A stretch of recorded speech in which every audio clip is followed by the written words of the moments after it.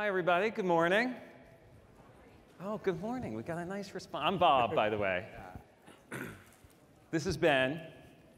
Hi. You're in for a treat. I have been able to sit down and chat with Ben several times, and every time I learn new things. So thank you for doing this. I think Pinterest is one of the most routinely underestimated and often misunderstood new media companies, which is in some ways surprising, particularly for a business that is valued at somewhere north of $11 billion.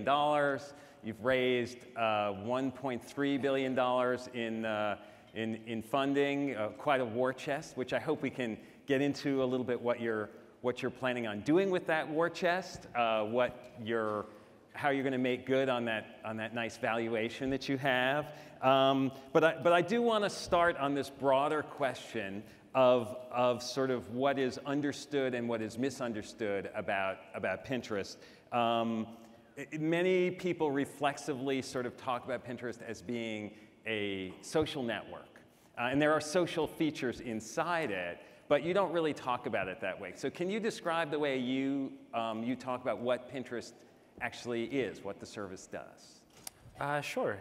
Thanks for doing this, Bob. Thanks for everyone for coming. So we've always thought of Pinterest as a tool that you use to design your life. And it could be big things. It could be like a big event, like a wedding. It could be something every day, like what you wear or what you want your home to look like or what you eat.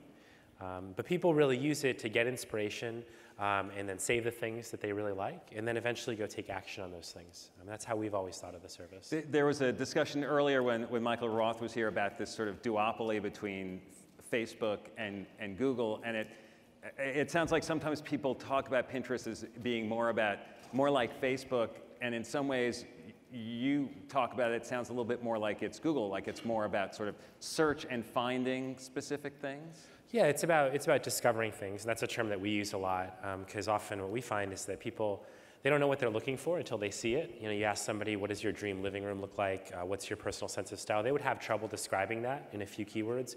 But when they see it and they get inspired and then they can save it, they end up generating a really clear image of what they want their life to look like, and then they can take action on it. So you mentioned kind of comparisons to Facebook and Google, and I think that we're similar to Facebook in that the content, a lot of the ideas are put there by real people. One of the real values of Pinterest is that all the ideas, all the pins you see were curated by a real person. But the way that people actually use it is less about kind of communicating with other people or projecting an image of yourself, and it's more about thinking, what do I want my future to look like? My home, my style, my vacation. I use it for doing things with my kids on the weekend. What do I do with my kids? And I'm not really looking to get a huge social response from other folks. So the relationship that your users are having with the information is more like the relationship you have in a search environment where you're trying to solve a particular problem? Yeah, they're there looking for inspiration. And so, we have different products within Pinterest that help you do that. We have our own search engine that's doing kind of billions of searches a month. We have a home feed that's constantly recommending things, and we invest a lot in trying to understand like what's your personal sense of style, what are the things that are going to resonate with you, but think of that as a huge recommendation feed. And then we have a new product that we're just beta testing, which we call Lens, but it's visual search. It lets you pull out your camera, kind of take a picture of anything out there in the world, and then we'll try to show you things that are visually similar to that thing.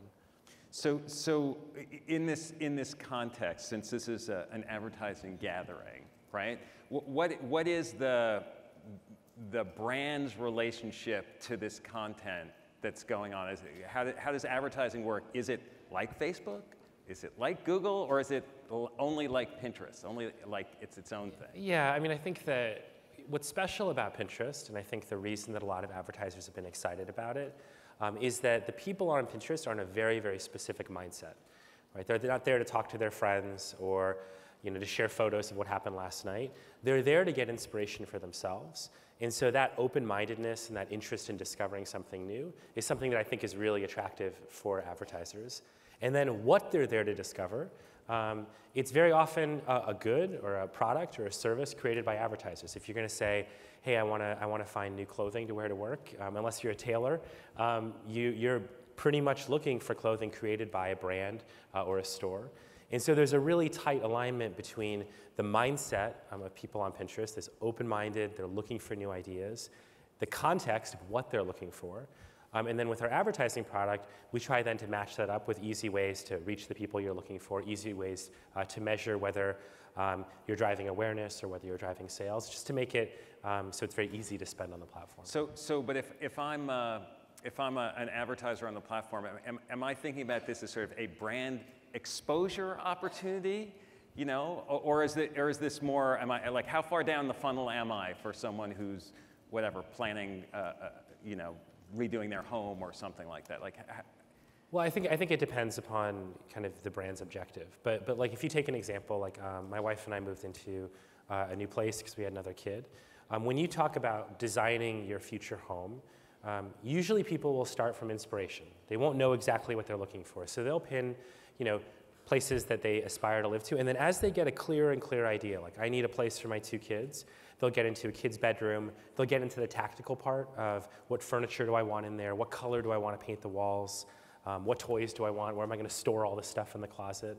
And so people really go along that full journey, the customer journey advertisers are really familiar with, and they do it on Pinterest. And you know, I really think that if you're a brand or a service, like you want to be present in the place people are using kind of to design their aspirational life. So Bill mentioned the number 100 million users. I think you were saying to me it's closer to 175 million now, right? Yeah, I mean the service has grown a lot. You know, we're now at 175 million. We were at 150 million kind of late last year, and a lot of that growth, it's actually come internationally. So you know, we've grown a lot in Brazil, we've grown a lot in Japan, we've grown a lot in Europe. And there's just been a real focus for the company on whatever country you're in, trying to make sure that the pins that we're recommending to you are really personalized and local to your specific taste. So, you know, we learn all kinds of funny things. Like we know that in some areas like fashion, a lot of the experience is it should be a global experience, right? If you're really into fashion, you want to see ideas from all over the world. If you're into food, by and large, you know, French people love to see French food and they don't want to see American food. And so there's a lot of nuance in how we localize and personalize the product for people all over the world. There's this impression of a Pinterest user, or maybe it's a stereotype, that it's sort of this crafty, you know, Midwestern mom, right? Sure. Now, obviously, if they're all over the world, they're not all Midwestern. But who is the user of Pinterest? Is that stereotype appropriate, or what is it maybe missing? Look, I think that stereotype probably harkens back to like where we first got our start. You know, one of the things I was so excited about is when we first started Pinterest. A lot of our early users, they weren't in big cities. They were actually in the Midwest. That's where I grew up. I'm from Iowa. We attracted a lot of female users, and so particularly within that 25 to 45 demographic, Pinterest is very, very strong amongst women users. It's 75% of the reach of millennial females in the U.S. you'll get on Pinterest, so it's really well penetrated. But obviously, like as you scale up to 100, 150, 175 million, you have to diversify. And so today, more than half of the users are outside the U.S. 40% of the people who sign up are men. And you see a huge spread of things. I mentioned a lot of everyday life use cases for Pinterest, but people also use Pinterest when they're thinking about, I want to get a tattoo. What should I look like? I want to customize my motorcycle. What are inspirational motorcycles that I could look at? So there really is a big diversity. And one of the things I'm excited about is I think that the more people use it and the more diverse their interests, that then feeds back into us getting better at recommending and personalizing things just for you. So the name of the session was the future of visual communication, and I want to ask you a little bit about visual search and AI and what you're doing in that area. You said to me at one point, Pinterest is among a handful who are on the cutting edge in this area, and I wanted you to try to explain to us what that means. People throw around AI a lot as meaning certain things. So. Yeah, I mean, if you follow computer vision research over the last few years, it's just getting better and better. And it's one of those technologies that I think a lot of people who aren't in the industry are, they're skeptical of, rightfully so, but it reminds me of voice. Like for many years, we were promised that you'd be able to talk to a computer, and then all of a sudden, like it happened. You can talk to your phone, you can talk to Amazon Alexa. I think computer vision is going to reach that point, and I really believe that the future of search, it's going to be visual rather than keywords. Like years ago when we first started Pinterest, I'm very visual, my co-founder is very visual, but we would have people write in and they would say to us things like, hey, I didn't think I had a taste in furniture, and then I saw it all laid out and I was looking at it and I'm like, oh my gosh, like that's my taste. And not only is that my taste, but there are words for it, and there's this whole kind of body of design behind that, and that's a really enlightening experience. I think in the future you'll be able to take a picture of something you like or save something you like, and without understanding the keywords, we'll be able to automatically find things that are really related to that. And so that's something I'm very excited about as a visual person, and I think there are going to be a lot of companies, and Pinterest is amongst them, that are going to be pushing sort of the edges of that. So you talked to me a little bit too about sort of recommendation engines and how that changes over time, right? Content, we start and things are curated mostly. Sure. How does that shift? Well, I mean, I can't speak for the whole industry, but I can speak for Pinterest, which is, if you think about what Pinterest is, what people do, the core activity is they save ideas, visual ideas, from brands, from the open web, and they put them into these collections that we call boards. And we take a look at that data set, and we call that our taste graph, and we really try to understand what are the commonalities between the things that people put together. And this hasn't been mapped out that well. If you look at how data has been put on the internet, a lot of it's been put up exactly the way the databases output it. It's like, oh, that's made of cotton, that's $200, that's shortcut or long cut. But if you talk to people about taste and style, it's much more aesthetic, it's much more human. And so Pinterest has this huge data set, billions of ideas. It's all been curated by people. It's all been organized into collections that correspond to their taste and preferences. And then we take that, and based on that and what you tell us about what you like, we try to get better and better at recommending things that are very specific to you. And I actually think that's going to be great for advertisers and for retailers all over the world. I mean, people are experts at producing tomorrow's fashion and tomorrow's furniture, and when they want to promote it, the first thing they're told is like, you need to generate like thousands of keywords and bid targets and demographic targets, but they know that what they're producing has a specific taste and style, and if you could target that automatically, and I think that's something that over time we want Pinterest to be able to do, I think it would make the job of reaching the right customer who's open-minded, who wants to find something new, who wants to be inspired. I think it can make that job a lot easier, and it can make it go a lot faster. And I mean, you as you're talking about this, I'm sort of thinking the analogies of like, I go on Spotify, and because of certain music I've listened to, it will recommend things for me. Or I go on Netflix, and because of things I've watched, it will recommend things. And is that a part of what the engine that's going on in the background in Pinterest is doing? Yeah, I mean, we have a very heavy investment in kind of engineering writ large, in machine learning and computer vision specifically. And we're really trying to understand, if you liked this, what are the other things that you might like? And it's not as simple as saying like, oh, you like that Calvin Klein shirt, here's another Calvin Klein shirt, because that's not what you're really interested in. What you're really interested in is, I want things that represent that style. And that's what Pinterest does. And we do it for a whole bunch of different verticals, right? So if somebody pins, a healthy recipe, they may not want exactly the same recipe, but they might want other healthy things that they can cook along with it. And so, we want to empower kind of our users to discover and do things they love. That's our mission statement. And computer vision, highly personalized recommendations are fundamental to achieving that mission over time. And so this is part of what the investment, the funding that you've raised has been to invest in building out this kind of capability, this technology? Yeah. Pinterest is very heavily a technology-driven company. And, look, I really believe that people save for a few very specific instances. Like music, it's just starting to get there with things like Spotify's Discover Weekly. They haven't really experienced kind of the joy of really great personalization. And I think when you have it, it's a really magical experience. It's like meeting somebody who knows your taste in books and looking at their bookshelf and discovering like 4 or 5 things that you haven't seen before, but you're like, I would love to read those books. or wandering into a store you've never been to and seeing everything laid out and being like, oh my gosh, like this store really gets me. Most people never get that experience. And you know, part of our dream is that someday opening Pinterest will feel like that for all of the different use cases, all of the different sort of everyday life things that people try to figure out. I mean, it's interesting, Pinterest is such a medium for encouraging sort of creativity, and at the same time there's a lot of data that's going into the back end of this engine.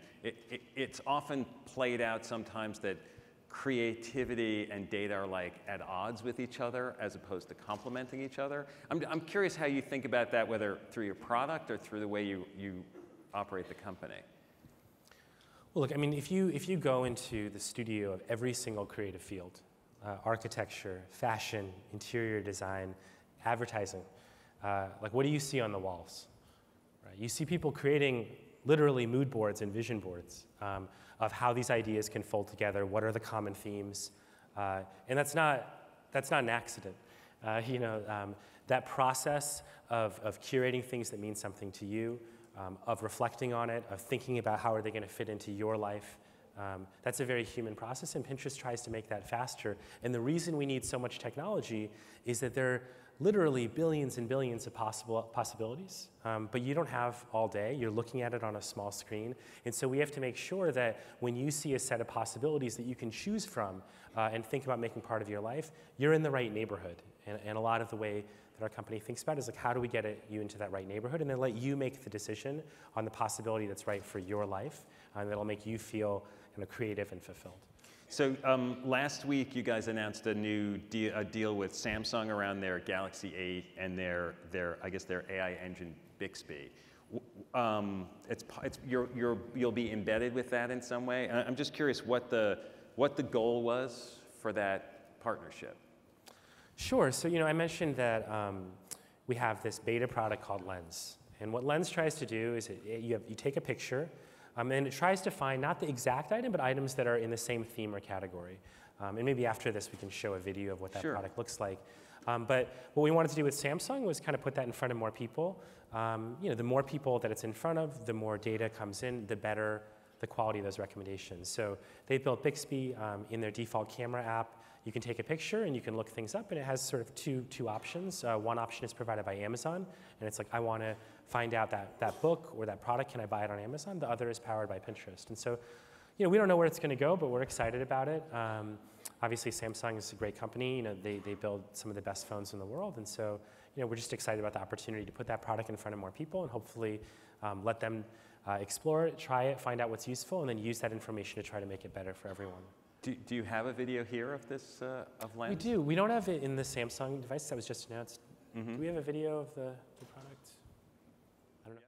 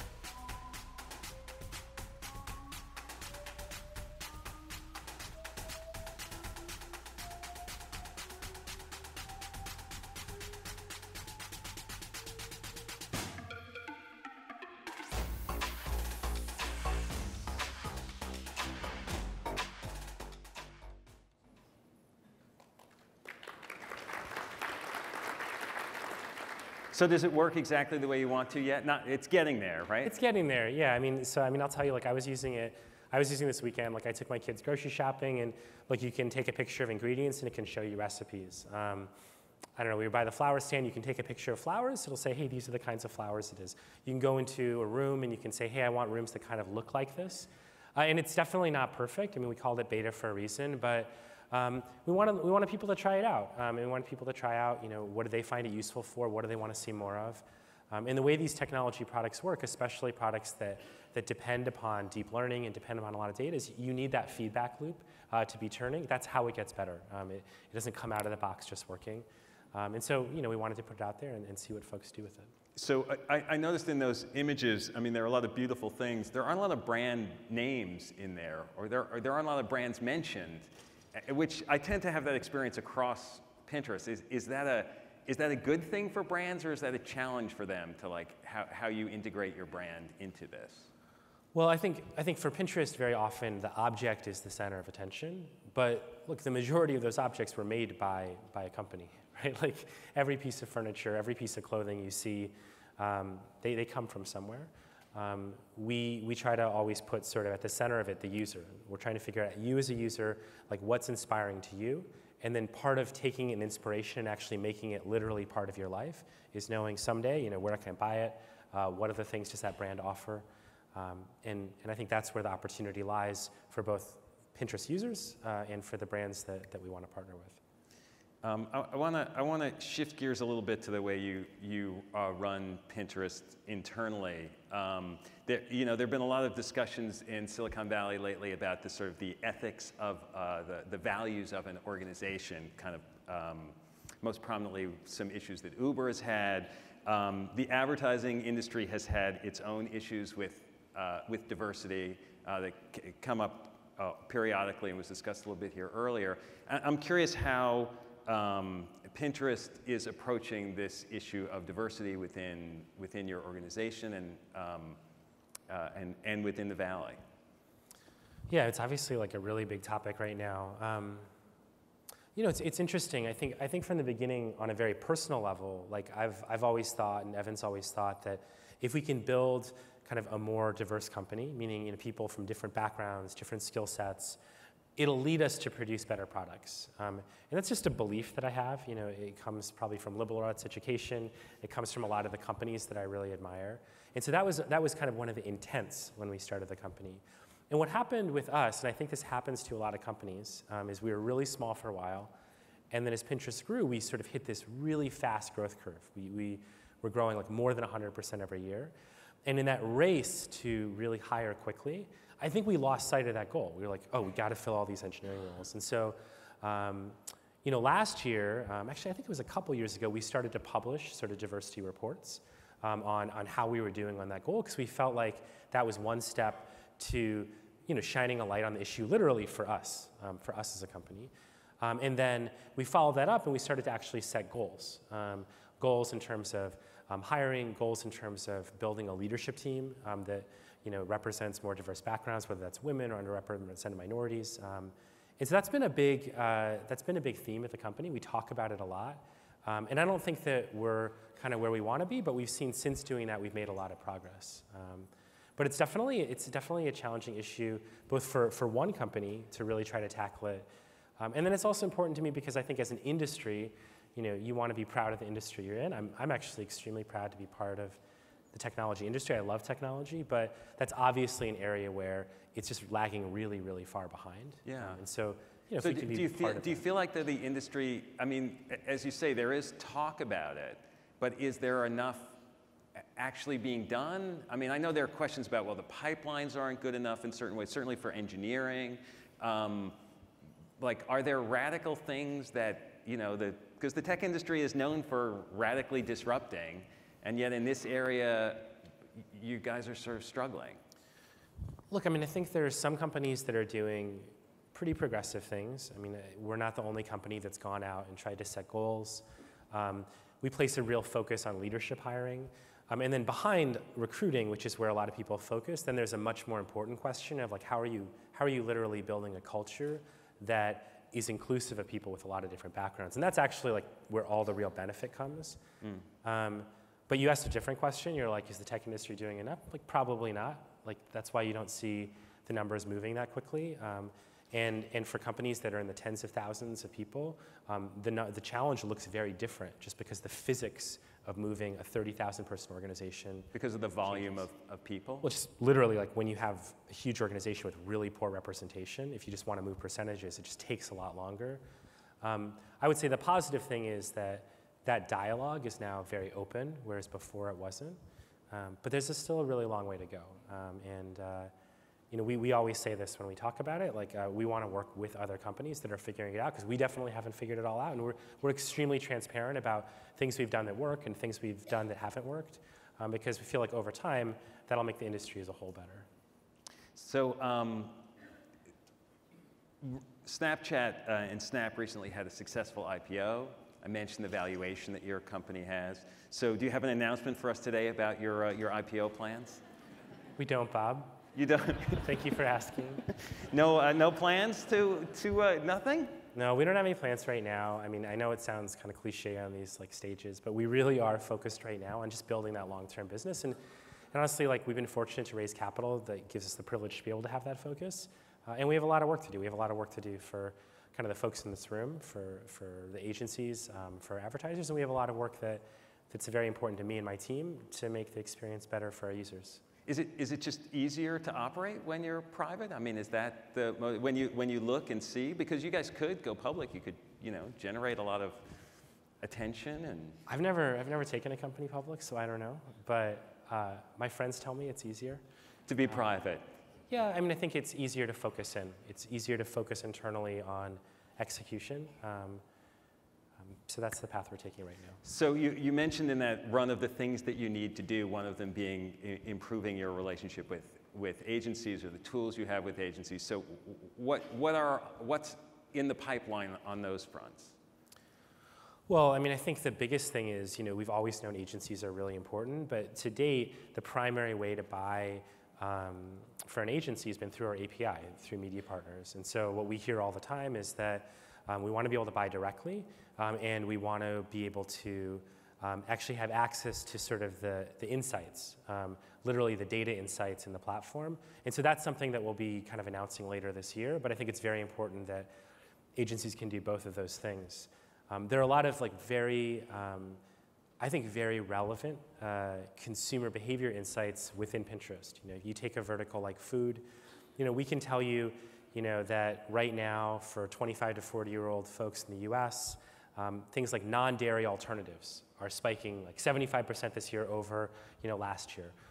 We could tell you, is gluten-free a fad on just the West Coast, or is it also spreading like through the southern part of the United States and the Midwest? And so those types of insights, I think, can be really powerful for agencies and for media partners.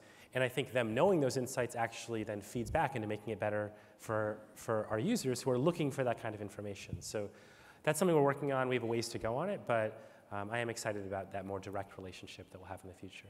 So when Michael Roth was here earlier, he talked about this sort of duopoly between Facebook and Google, which eat up a lot of money and attract a lot of attention from the folks in this industry in this room. And then he talked about Snapchat and Snap being almost like I'm not really sure what the metrics you can get out of it, but sort of you have to be there to kind of try it out. It's almost like it's in your experimental part of your budget. And I'm curious if you were going to add, throwing Pinterest into that mix. Like, are you sort of an experimental area that people should be thinking about the way they think about Snap?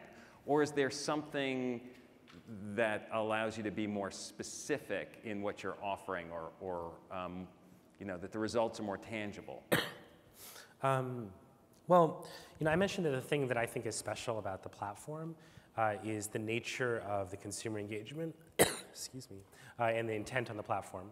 So I think that gives you the possibility to target people that are in a very specific mindset and reach them. And then I think what advertisers rightfully have come to expect is that you can measure the results of whatever you do. And you may be measuring the results in terms of awareness, excuse me, or in terms of direct action. But that measurement capability is something that, as a company, we're working really hard to bridge. The good part and bad part about having two large incumbents is that if you're a buyer, you come to expect the full suite of services from those two players. And so I think anybody who enters the market has to contend with that, and that's why we're doing third-party measurement studies. We're going in through things like viewability and validation, because we think that's going to be sort of the common bar that all advertising is going to be purchased on in the future.